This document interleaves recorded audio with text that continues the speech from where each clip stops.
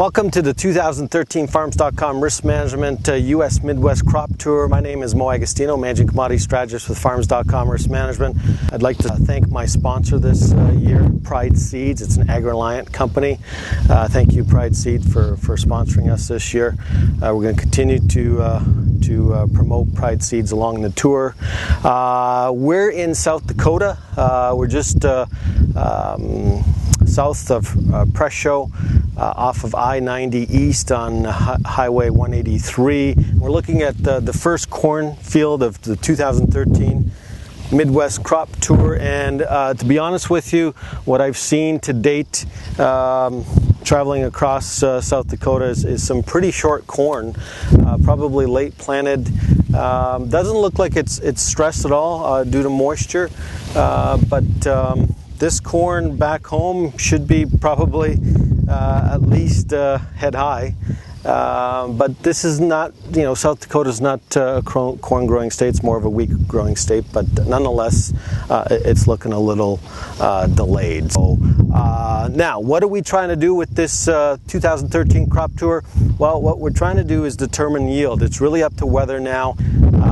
I'm trying to determine whether the yield's 156.5 like the USDA is suggesting with respect to corn, or whether it's closer to 145. At this point, it's going to be tough to know. We're all guessing, but I'm going to try to give you my best view of the world over the coming week. Well, now we're standing in front of the first soybean field of 2013 crop tour here in the U.S., and this is a bean field. South Dakota is probably ranked number 6 in terms of total beans planted in the United States, so it's a pretty big state and it's important. Overall, what I've seen across my travels through South Dakota is the beans look small. As of the latest USDA crop progress report, soybeans are currently 26% blooming versus 40% on average, and last year at 63%. We did drop 2 percentage points in the good to excellent category, down to 79% versus 81% last week, but still higher than last year at 66%. We're now standing in another cornfield in South Dakota. We're on Highway 18 traveling southeast towards, we're going to cross the Nebraska border soon here, but this is a better looking cornfield. It's a lot taller than the first one we showed you earlier. It's about, probably, I'm not that tall, but it's about head high. So this cornfield looking a bit better. Well, welcome to day 2 of the 2013 Farms.com Risk Management U.S. Midwest Crop Tour. It's July 16th and we're still in Nebraska. This is a better soybean field here that we're seeing. We're just north of Norfolk. We're traveling east on Highway 91. We're now standing in front of a cornfield. The last few fields we've shown you in South Dakota, and one small field in Nebraska late last night on July 15th.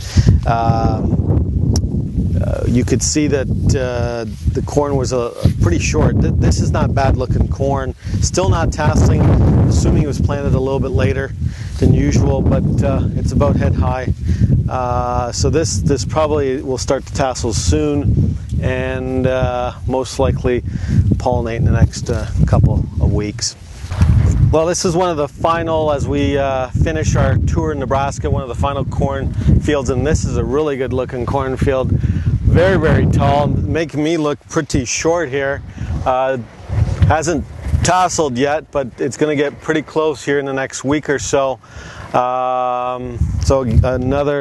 This is probably the best field we've seen in Nebraska. Prior to the June acreage report, many analysts were thinking that we're going to lose 2 to 3 million acres to corn because of all the wet weather we've had this spring. But across South Dakota or Nebraska, I have not seen a lot of abandoned fields or fields that weren't planted to beans or corn. It looks like it was planted late, but every field was planted with something, whether it was corn, beans, or wheat. So it's day 2, the 2013 U.S. Midwest Crop Tour. We're now finally in the state of Iowa, the biggest growing soybean corn state in the United States, and we're just in front of a soybean field here. And so far, again, what we've seen to date looks pretty good in terms of the bean fields and the corn fields. Welcome to the day 3 of the 2013 Farms.com Risk Management U.S. Midwest Crop Tour.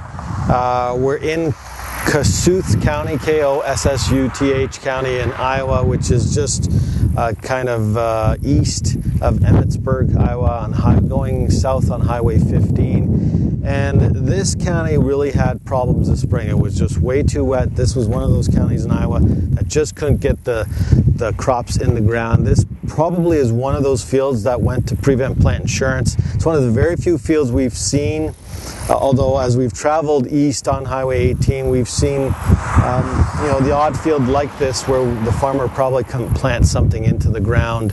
The crops in this area are looking quite small. We'll show you some more videos as we travel south on Highway 15. We're traveling south on Highway 15 in the Kossuth County in Iowa, and if you can scan across this cornfield, you can tell that this field has had some issues this spring getting it planted, and probably moisture causing that unevenness in the crop, and it's typical of this county. So here we're next to the cornfield, and height-wise it's not too bad. We've seen some corn tasseling in this county, but very few fields. Very uneven, very short crops. Again, we scanned earlier the unevenness of this crop. This county's probably going to be below average in corn yield.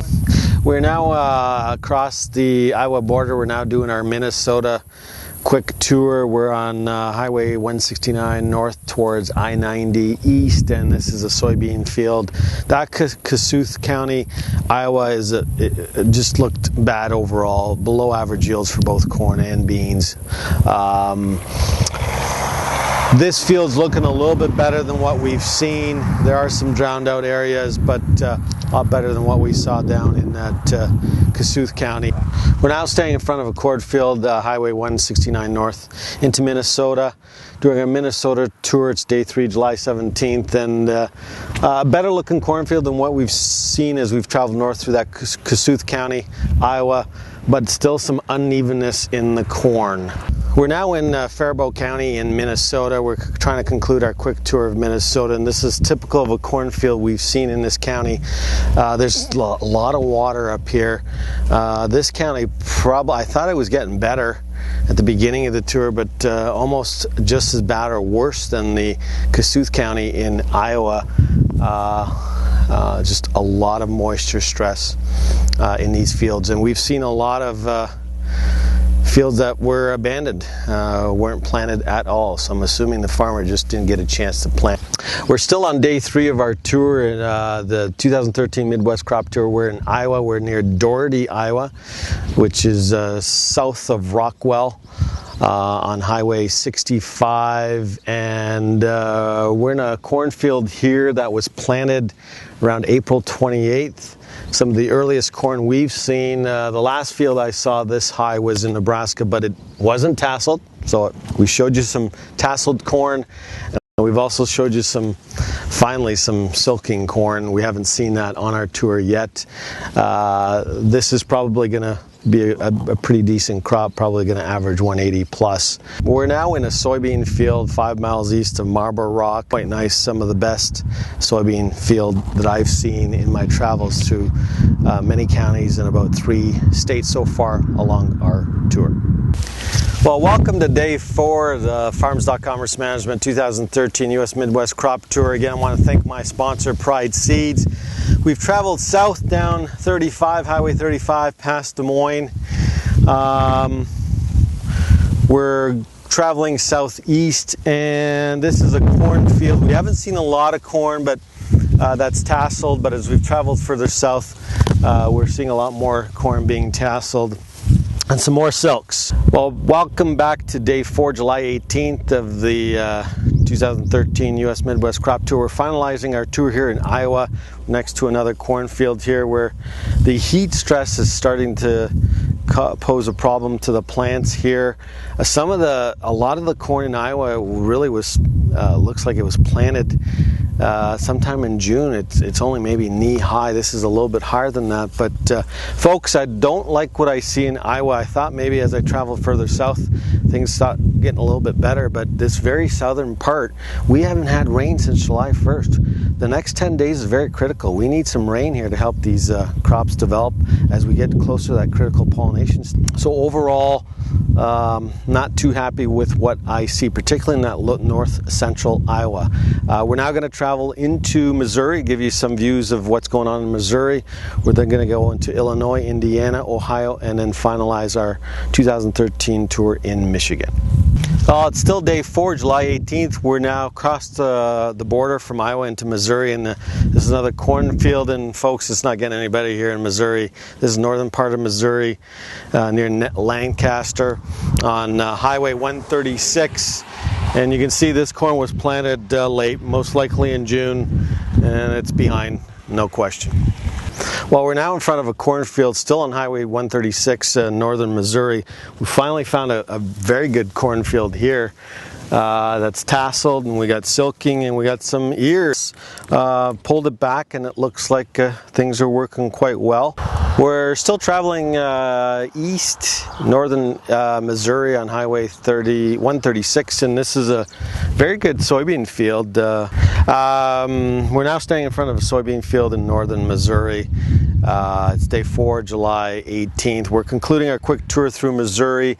Folks, it's a mixed bag. We've seen a lot more tasseled corn here in Missouri and bean fields that have filled out the rows. This one doesn't quite show that yet. But overall, probably better than what I've seen as we've traveled through Iowa.